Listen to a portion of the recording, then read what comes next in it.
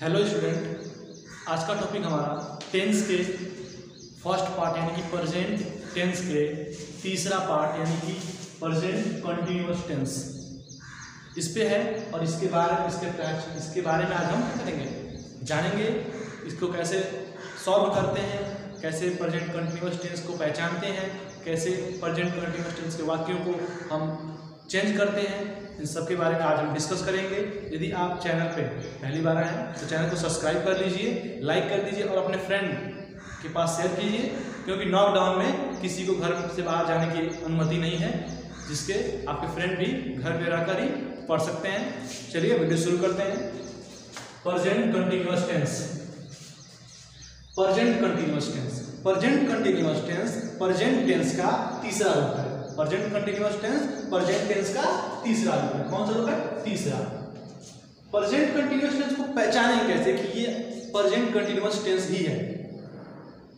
तो present continuous को पहचानने का हिंदी में अलग तरीका है, अंग्रेजी में अलग तरीका है। हिंदी में कैसे पहचानेंगे? हिंदी वाक्यों को यदि कोई भी वाक्य दिया रहेगा हिंदी में और उसे पहचानना है कि ये प्रेजेंट कंटिन्यूअस टेंस है, कि प्रेजेंट परफेक्ट है, कि प्रेजेंट इंडेफिनिट है, तो किस प्रकार पहचानेंगे? यदि आपको वाक्य के अंत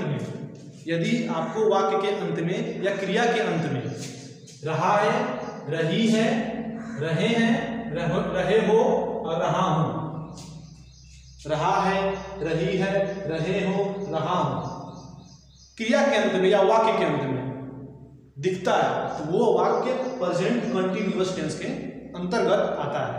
अंग्रेजी में कैसे पहचानेंगे? यदि कोई इंग्लिश सेंटेंस दिया रहेगा और उसे इंटरोगेटिव या WH या निगेटिव में चेंज करना रहेगा, पेपर का आप जाएंगे, हाई स्कूल का पेपर देंगे या इंटरमीडिएट का पेपर देने जाएंगे, उसमें आपको इंग्लिश टू इंग्लिश क्वेश्चन मिलेंगे, तो उसमें आप कैसे पहचानेंगे कि ये सेंटेंस प्रेजेंट कंटिन्यूअस का है, पास्ट कंटिन्यूअस का है, प्रेजेंट इंडेफिनिट का है, पास्ट इंडेफिनिट का है, कैसे पहचानेंगे? तो उसको पहचानने का तरीका है, यदि वाक्य में इज, एम, आर, यदि वाक्य में इज, एम, आर और मेन वर्ब की फर्स्ट फॉर्म में आईएनजी दिखती है तो वह सेंटेंस यानी कि वह English sentence present continuous tense के अंतर्गत आता है, यानी कि वही प्रेजेंट कंटिन्यूअस टेंस है। अंतर्गत नहीं आता है, वही है, वास्तव में वही है। क्यों? क्योंकि इज, एम, आर और मेन वर्ब की फर्स्ट फॉर्म में आईएनजी उसी सेंटेंस में होगी जो सेंटेंस प्रेजेंट कंटिन्यूअस टेंस के अंतर्गत आएगा। क्लियर? अगला है कि कैसे इसे हम चेंज करेंगे। यदि हम कोई सेंटेंस लिखते हैं, जैसे कि मैंने पहला सेंटेंस लिख रहा हूं,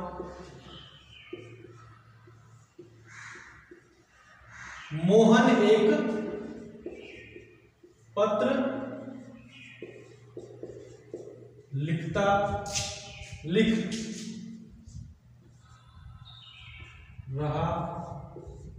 है। मोहन एक पत्र लिख रहा है।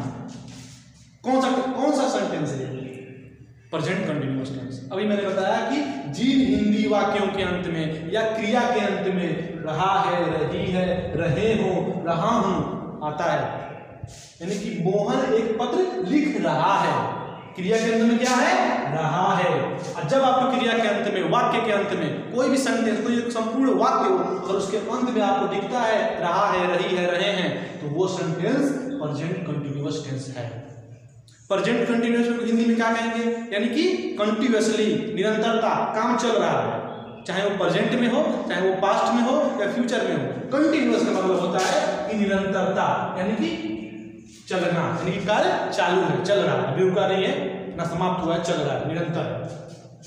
मोहन एक पत्र लिख रहा है, यह सेंटेंस प्रेजेंट कंटिन्यूअस है, हमने पहचान लिया। कैसे हमने पहचाना? हमने पहचाना रहा है, इसी से हमने पहचान लिया कि यह सेंटेंस हमारा प्रेजेंट कंटिन्यूअस टेंस है। अगर हमने इसे पहचान लिया कि यह प्रेजेंट कंटिन्यूअस टेंस है, तो इसे कैसे हम चेंज करेंगे इंग्लिश में, यानी कि इसको हम कैसे कन्वर्ट करेंगे, कैसे इसे हम बनाएंगे इंग्लिश में? तो इसमें इसे इंग्लिश में कन्वर्ट करने के लिए, चेंज करने के लिए एक छोटा सा फार्मूला है और ये बहुत आसान है। मैं आपको दिखता हूं, देखिए। इसका फार्मूला है subject plus is, am, are plus main verb की फर्स्ट फॉर्म में आईएनजी। आप मेन वर्ब कहेंगे आईएनजी या वर्ब के फर्स्ट फॉर्म में आईएनजी, प्लस ऑब्जेक्ट और प्लस अदर वर्ड। ये आपका फॉर्मूला है और ये फॉर्मूला है अफर्मेटिव के लिए। किसके लिए? अफर्मेटिव के लिए। आपका मोहन एक पत्र लिख रहा है, इसमें नकारात्मक दिख रहा है, नहीं दिख रहा है, यानी कि ये सेंटेंस हमारा अफर्मेटिव है। क्या है? ये सेंटेंस हमारा अफर्मेटिव है, सकारात्मक है। क्या है? सकारात्मक। इससे हमें सकारात्मकता का बोध हो रहा है, इसीलिए इसे हम अफर्मेटिव कहेंगे। तो इसे ये फॉर्मूला भी आपका किस रूप में है? अफर्मेटिव रूप में है। Subject plus is am are plus main की फर्स्ट फॉर्म है ING plus object plus other word. जैसा कि मैंने, यदि आपको पता नहीं है सब्जेक्ट मतलब क्या होता है, इज एम आर मतलब क्या होता है, और मेन की फर्स्ट फॉर्म आईएनजी, इसका मतलब क्या है, ऑब्जेक्ट मतलब क्या है, अदर वर्ड मतलब क्या है, यदि ये सारी चीजें आपको नहीं पता है तो पिछली वीडियो की नोटिफिकेशन लिंक से आप ले सकते हैं, उसे देख लीजिए। उसमें हर चीज का मैंने डिस्कस किया है कि सब्जेक्ट का प्रयोग क्या है, कैसा है, कौन सिंगुलर सब्जेक्ट है, कौन प्लूरल सब्जेक्ट है। यदि आप देख लेंगे तो आपकी डाउट क्लियर हो जाएंगे। चलिए शुरू इससे बनाते हैं। सब्जेक्ट प्लस इजेमार प्लस मेन की फर्स्ट फॉर्म है आईएनजी ऑब्जेक्ट अदर वर्ड। आप कह रहे हैं कि इज एम आर तीन है, ये क्या है? Helping verb. क्या है? हेल्पिंग वर्ब, सहायक क्रिया। ये हेल्पिंग वर्ब तीन है, तो तीन है तो किसके किसके साथ लगेंगे? ये भी एक डाउट है, तो इन्हें किसके साथ लगाएंगे? इज। इज किसके साथ लगेगा? तो इज लगेगा ही। यदि वाक्य में ही हो, सी हो, इट हो और एक व्यक्ति राम हो, ही सी इट राम के साथ क्या लगेगा? इज लगेगा। ही सी इट राम के साथ इज लगेगा। यदि आई होगा तो क्या लगेगा? आई है तो एम लगेगा। क्लियर? आई है तो एम लगेगा। ही सी इट राम एक व्यक्ति है तो इज लगेगा। और आर के साथ लगेगा, बताते हैं। आर के साथ लगेगा दे। दे मतलब वे लोग, बहुवचन। वी मतलब हम लोग, बहुवचन। यू यानी कि बहुवचन, तुम यानी कि बहुवचन, उसके साथ लगेगा are. 2 person, Ram and Shyam, Ram and Shyam. 2 person है, राम एंड श्याम, मोहन एंड सोहन। अगर 2 पर्सन है, 2 व्यक्तियों का नाम आता है तो वो सिंगुलर है, उसके साथ भी आर लगेगा। आप इसे लिख दीजिए, मैं अभी इसे मिटा देता हूं।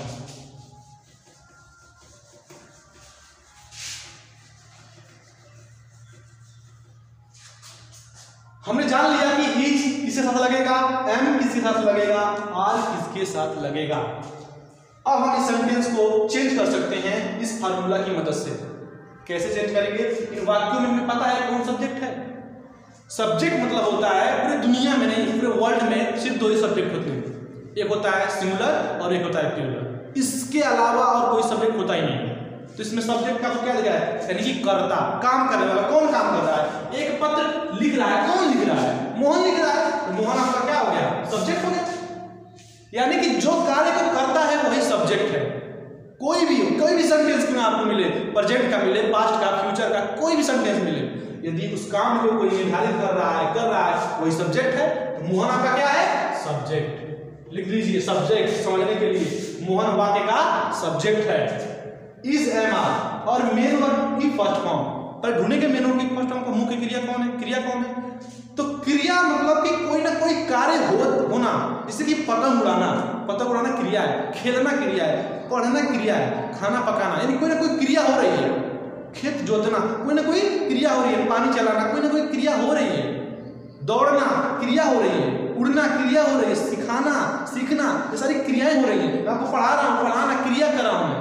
यानी कि जो भी क्रियाएं होती हैं, यानी कि लिखने की क्रिया हो रही है। क्या हो रही है? लिखने की क्रिया हो रही है। तो लिखने की क्रिया क्या हो गई? वर्ब हो गई। हमने क्या पढ़ लिया? हमने सब्जेक्ट जान लिया और हमने वर्ब जान लिया। हमने क्या जान लिया? वर्ब को पहचान लिया, सब्जेक्ट को पहचान लिया। अब हम वाक्य में देखते हैं ऑब्जेक्ट है कि नहीं है। ऑब्जेक्ट मतलब क्या होता है? वस्तु। ऑब्जेक्ट मतलब होता है वस्तु, कोई वस्तु। Table, marker, white board, books, phone, pencil, ये सारे क्या है? वस्तुएं हैं। टेबल, फैन, सब वस्तुएं क्या है? ऑब्जेक्ट हैं। और सभी वस्तुएं ऑब्जेक्ट हैं। ऑब्जेक्ट हैं तो इन्हें पहचानना बहुत आसान है। बच्चे सब्जेक्ट नहीं पहचान पाते हैं, सब्जेक्ट को पहचान ऐसी बात है। ऑब्जेक्ट और मेन वर्ब को नहीं पहचान पाते हैं, जिसकी वजह से गलतियां होती हैं। तो मैं आपको इतनी अच्छे तरीके से बताना चाहता हूं कि सब्जेक्ट को पहचानना इतना आसान है, वर्ब को पहचानना भी बहुत आसान है। अगर यदि आपको लिख रहा, यानी कि कोई भी वर्ब हो, अगर उससे आप क्वेश्चन करेंगे लिखना, देखिए लिखना, नामया की मात्रा ना आ रही है, लिखना, उठना, बैठना, सीखना, जानना, समझना, पढ़ना, लिखना, ये सारे क्या है? वर्ब हैं। ये सारे क्या हैं? वर्ब हैं, यानी कि नामया की मात्रा ना आएगी यदि आप उसे पढ़ते हैं तो। ये सारे वर्ब हमने पहचान लिया। वर्ब ऑब्जेक्ट क्या है? वस्तु क्या है? एक पत्र, एक लेटर क्या है? वस्तु है। हमने क्या लिख दिया? ऑब्जेक्ट। यानी कि सब्जेक्ट पहचान लिया हमने, ऑब्जेक्ट को भी मैंने पहचान लिया और वर्ब को भी हमने पहचान लिया। अब हम वाक्य को बनाते हैं किसकी मदद से? फॉर्मूले की मदद से। ध्यान रखिएगा इस बात को, फॉर्मूला आपको याद रखना जरूरी है। और जैसा जैसा यदि आप किसी भी चीज को सीखते हैं तो एक बार आप नहीं सीख सकते, स्टेप बाय स्टेप आपको सीखना ही पड़ेगा। इसलिए जब आप सीख रहे हैं तो मेरी एक बात ध्यान रखिएगा। आपने बहुत सारे ऐसे वीडियोस देखे होंगे, लेकिन इस वीडियो में मैं आपको बताना चाहता हूं कि एक बार इस नियम को आपने फॉलो कर लिया तो आपको टेंस बनाना उसी दिन से आ जाएगा, चाहे वो कोई भी टेंस क्यों ना हो। बस देखिए ध्यान से, subject is am are, main verb की फर्स्ट फॉर्म है आईएनजी, ऑब्जेक्ट अदर वर्ड, ये फॉर्मूला। तो जैसा हमारा फॉर्मूला कहेगा हमें वही करना है। आप भरोसा रखिए मेरे पास फॉर्मूला एकदम राइट है, और जैसा ये फॉर्मूला कहेगा हमें वही करना है, उसके अलावा हमें कुछ नहीं करना है।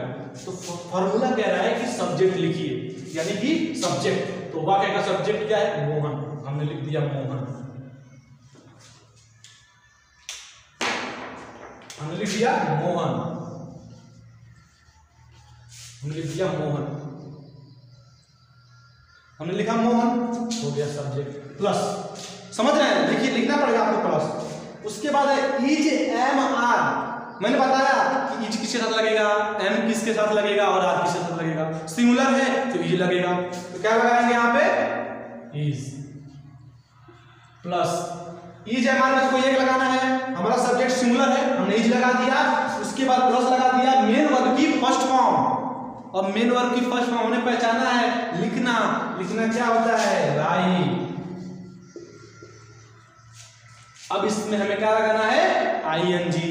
आपको पता है कि वर्ब की फर्स्ट फॉर्म में आईएनजी, तो क्या हो जाएगी? यहां हो जाएगा ING, writing. Mohan is writing. उसके बाद क्या है?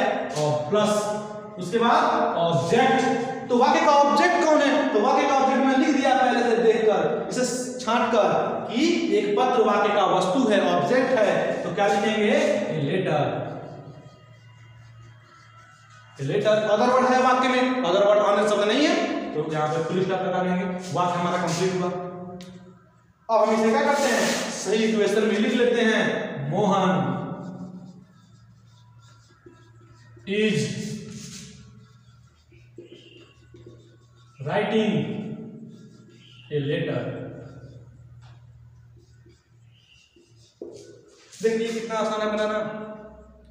यदि आप स्टेप बाय स्टेप किसी भी चीज को करेंगे, आपको 2 दिन करना पड़ेगा, इसे छांटना पड़ेगा, बस 5 या 10 सेंटेंस आपको छांटने पड़ेंगे ऐसे, और उसके बाद आपके अंदर क्लियरिटी आएगी। जब आपको समझ में आना लगेगा तो लिखने की जरूरत है, तब तो आप वैसे बनाने लगेंगे। कोई भी सेंटेंस हो, यही नहीं कि प्रेजेंट कंटीन्यूअस हम पढ़ा रहे हैं तो प्रेजेंट कंटीन्यूअस, किसी भी सेंटेंस को आप छांट लेते हैं कि सब्जेक्ट कौन है, ऑब्जेक्ट कौन है और मेन वर्ब कौन है, तो उस सेंटेंस को बनाना बहुत आसान है। लेकिन उसके लिए आपके पास मंत्र होना चाहिए, और वो मंत्र है फॉर्मूला।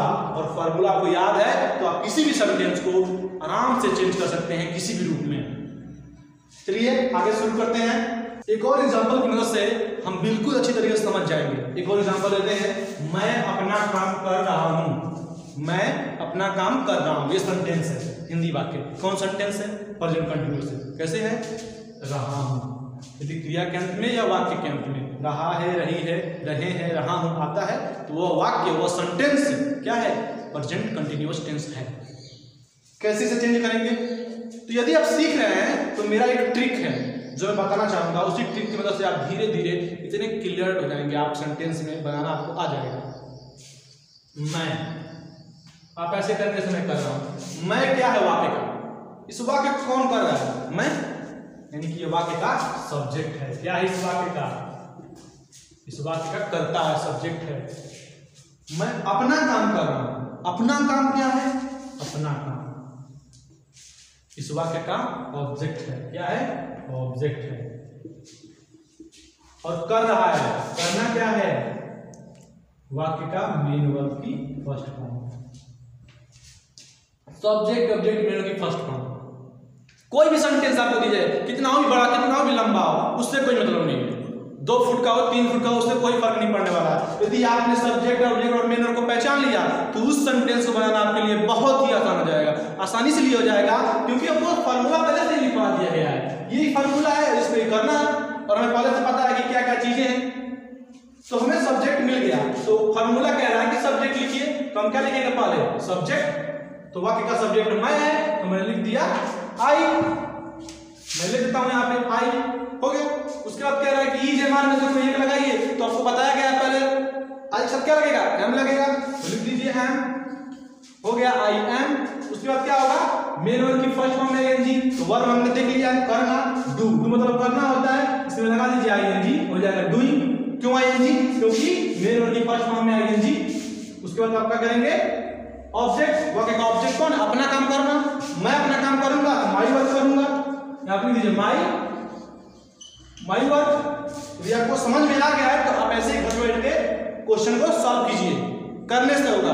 मैंने एक बताया, मैं बहुत सारा नहीं बता सकता क्योंकि वीडियो बहुत ज्यादा लंबी हो जाएगी। आप इसे स्क्रीनशॉट ले लीजिए और घर पे बैठ कर इसे सॉल्व कीजिए, क्वेश्चन लीजिए, सॉल्व कीजिए उसे। स्क्रीनशॉट ले सकते हैं तो ले लीजिए। हमने तो अफर्मेटिव सेंटेंस को बनाना सीख लिया। यदि हिंदी में हमें कोई अफर्मेटिव सेंटेंस मिलता है तो हम उसे सॉल्व कर लेंगे। जैसे मैंने आपको 2-3 एग्जांपल बता दिए, आप घर पे प्रैक्टिस करते रहिए। अगला पॉइंट हमारा है कि यदि हमें निगेटिव सेंटेंस मिलता है तो सॉल्व कैसे करेंगे? इंट्रोगेटिव मिलेगा तो कैसे सॉल्व करेंगे? किसे चेंज करेंगे? कैसे प्रकार इंट्रोगेटिव को चेंज करेंगे, डब्ल्यूएच को कैसे चेंज करेंगे, इंट्रोगेटिव निगेटिव कैसे चेंज करेंगे? इसके लिए मैंने सब फॉर्मूले लिख दिए हैं, मैं आपको पढ़कर समझाता हूँ। सब्जेक्ट प्लस इजेमआर प्लस मेन की फर्स्ट फॉर्म आईएनजी ऑब्जेक्ट, ये अफर्मेटिव का फॉर्मूला है। जैसे कि आपने एग्जांपल बना लिए हैं, आपने 2-4 क्वेश्चन में बता दिए। निगेटिव में क्या होगा? सब्जेक्ट के बाद इजेमआर और उसके बाद क्या लगेगा? नॉट, फिर मेन की फर्स्ट फॉर्म आईएनजी ऑब्जेक्ट का वर्ब। इंट्रोगेटिव में इजेमआर पहले आ जाएगा। क्या आ जाएगा? इजेमआर पहले आ जाएगा, हो जाएगा is am are plus subject plus main की first form ING plus object plus verb plus question mark. Interrogative negative में क्या होगा? यही गलती होती है। इंट्रोगेटिव निगेटिव में होगा सब्जेक्ट इजेमआर पहले क्या आएगा? सॉरी, इजेमआर पहले आएगा। क्या आएगा? इजेमआर। और इजेमआर के पास सब्जेक्ट, उसके बाद नॉट लगेगा। आप इजेमआर के बाद नॉट मत लगाइएगा, आप सब्जेक्ट के बाद नॉट लगाइएगा, फिर मेन की फर्स्ट फॉर्म आईएनजी ऑब्जेक्ट मतलब क्वेश्चन।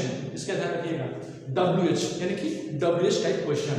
तो डब्ल्यूएच इजेमआर सब्जेक्ट मेन की फर्स्ट फॉर्म आईएनजी ऑब्जेक्ट मतलब plus question mark. WH negative, WH इजेमआर subject not main की फर्स्ट फॉर्म आईएनजी ऑब्जेक्ट मतलब क्वेश्चन मार्क। आप इसका स्क्रीनशॉट ले लेंगे। मैं एक सेंटेंस यहाँ लिखूंगा और उसे सभी रूपों में चेंज करके बतलाऊंगा, आपको सिखाऊंगा। उसके बाद आप घर पे प्रैक्टिस करते रहना।